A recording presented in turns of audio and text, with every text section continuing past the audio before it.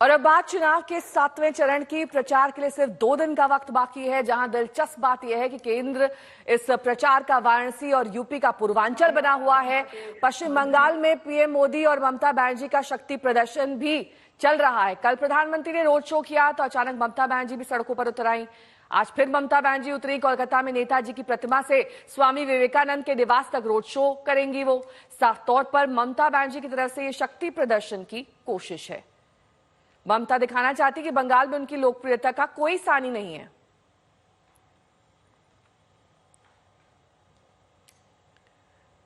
तो road show के बाद रैली को संबोधित करते हुए प्रधानमंत्री ने सीपीएम और टीएमसी पर जमकर हमला किया। उन्होंने कहा कि दोनों दल वोट बैंक की राजनीति करते हैं।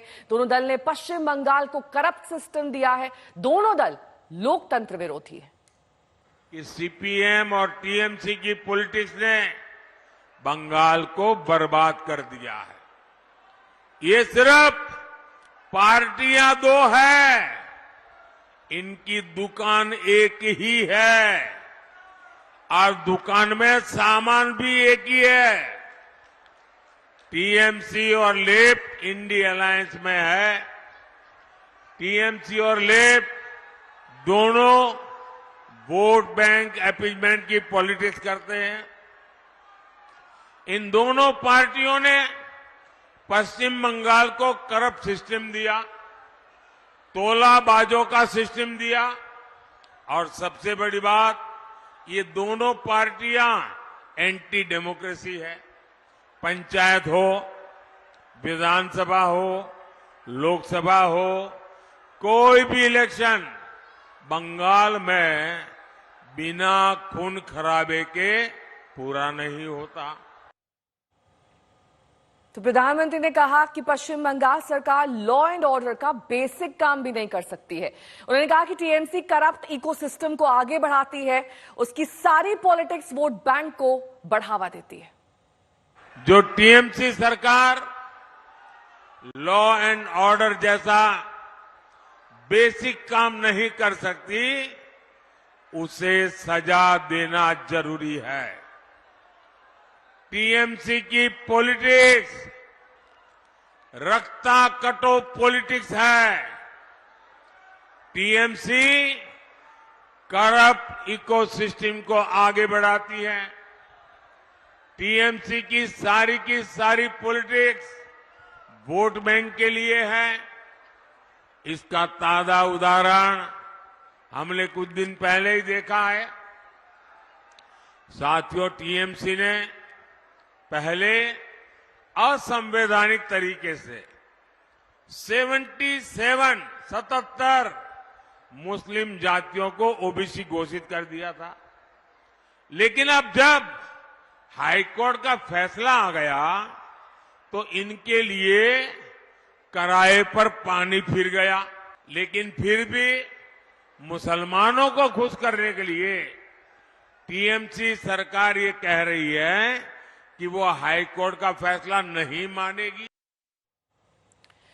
वहीं प्रधानमंत्री के इस हमले पर ममता बनर्जी ने जबरदस्त तरीके से पलटवार किया। सुनिए। বলছে আমি খানে খাएगा भी नहीं खाने दूंगा ना কৃষক आगे বলেছিল।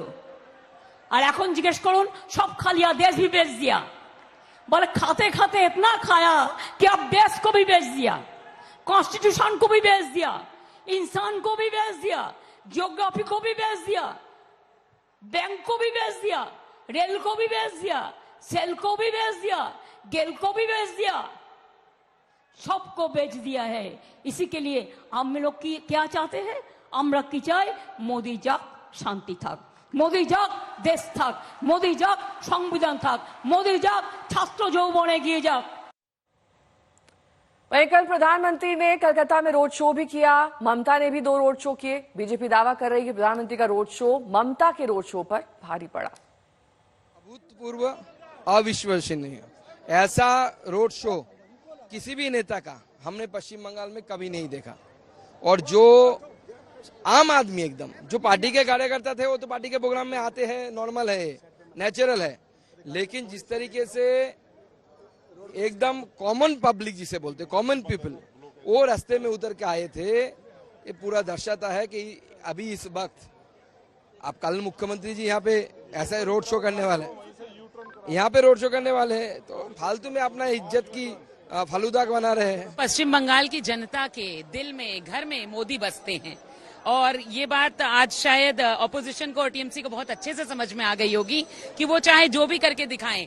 जिस दिन मोदी जी आ रहे हैं उसी दिन वो सड़क पर पैदल चल करके दिखा रही थी, लेकिन हर घर मोदी है, ये बात आज उनको इस शो से समझ में आ गई होगी, क्योंकि जो सबके साथ और सबका विकास में विश्वास करते हैं उसी का भरोसा जो है वो जनता का भरोसा जीत पाते हैं और जनता को उनका भरोसा मिलता है। अनुपम मिश्र मेरे सहयोगी तमाम जानकारी के साथ सीधे जुड़ गए हैं। अनुपम, दोनों पक्षों से दावा किया जा रहा है कि उनका रोड शो बेहतर था। जो आंखों देखी है वो बताइए, किसके रोड शो में कितनी और कैसे भीड़ जुटी? देखिए, नया आखिरी चरण का चुनाव है और बंगाल की 9 सीटों पर दांव है, तो ऐसे में दोनों ही पार्टियां बहुत मजबूत दावा ठोक रही हैं।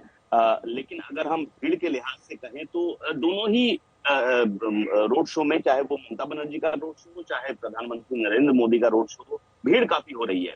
तो ऐसे में ये अनुमान लगाना कि किस ओर वोट जा रहा है, किस ओर नहीं, भीड़ को देखकर ये सही नहीं है अनुमान, क्योंकि इससे पहले हमने देखा है सीपीएम की रैलियों में बहुत भीड़ होती है लेकिन उन्हें वोट नहीं मिलता है। तो भीड़ तो काफी हो रही है। अब ये जो 9 सीटें हैं, सबसे बड़ी बात है कि इन 9 सीटों पर पिछली बार 2019 में टीएमसी ने जीत की थी, बीजेपी को एक भी सीट नहीं मिली थी और इस बार बीजेपी की कोशिश है कि कम से कम 1 या 2 सीट 9 सीटों में से अगर वो निकाल पाए, क्योंकि ये टीएमसी का गढ़ कहा जाता है, स्ट्रॉन्ग होल्ड कहा जाता है। ऐसे में अगर यहाँ पर बीजेपी सेंध लगाने में कामयाब रही तो 2026 का रास्ता काफी आसान होगा, ये बीजेपी का मानना है। और यही वजह है कि प्रधानमंत्री नरेंद्र मोदी लगातार यहाँ पर रैलियां कर रहे हैं। कल हमने देखा 3 रैलियां की, एक रोड शो किया। आज भी प्रधानमंत्री नरेंद्र मोदी मथुरापुर में एक रैली करने वाले हैं। हालांकि जो अभी लेटेस्ट जी, और बिल्कुल प्रधानमंत्री यहीं से जीत का दावा भी कर रहे हैं, कह रहे हैं पश्चिम बंगाल में पिछली बार से भी ज्यादा सीटें आएंगी और यहीं से जीत का रास्ता और 400 पार का नारा बुलंद होगा। तो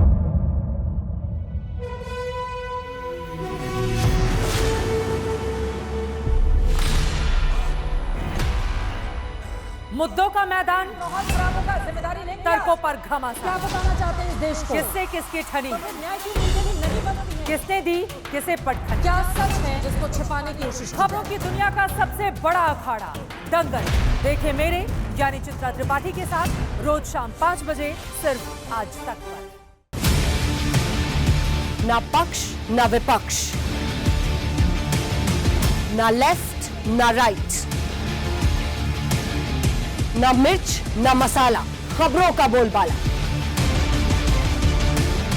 निडर निर्भीक सबसे सटीक स्पेशल रिपोर्ट सिर्फ आज तक पर। एयर रेड के ये सायरन समय समय पर आपको सुनाई देते। शौर्य की, भारत और चीन के बीच साहस की, सभी बाढ़ग्रस्त इलाकों का हवाई सर्वेक्षण किया है। सरोकार की, गाजीपुर में किसान से बातचीत करें। संघर्ष की, कश्मीर को आगे बढ़ना होगा। संयम की, भावनाएं भड़की या दंगे भड़काए गए। सवालों की, जनता के लिए, जनता के द्वारा, जनता की दस्तक। श्वेता सिंह के साथ सिर्फ आज तक पर।